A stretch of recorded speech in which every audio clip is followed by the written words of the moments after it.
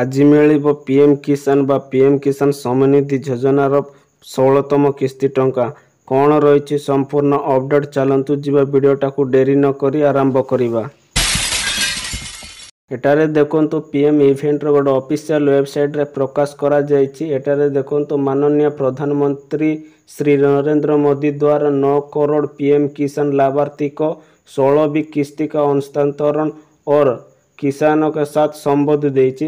तले देखंतु 28 फेब्रुआरी 2024 4 बजे देइछि।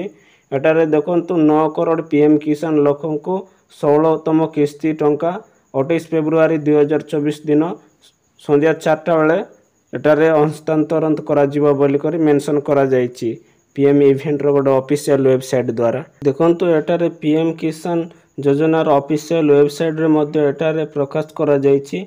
Honorable Prime Minister will release the 16 installment of PM Kisan scheme on 28 February 2024 देछि।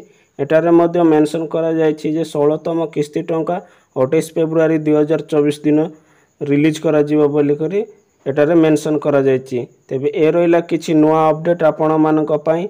आपण मानक जदि वीडियोटा भल लागितिले लाइक करिवे, सांग मानक सहित शेयर करी जणाइबे। प्रथम थर जदि मो चैनल टाकू विजिट करछन्ती ताले सब्सक्राइब करी बेल आइकन को प्रेस करी देबे। एमिति इन्फॉर्मेटिव वीडियो आपनको सर्वप्रथमे देखिबाकू मिलि परिबो।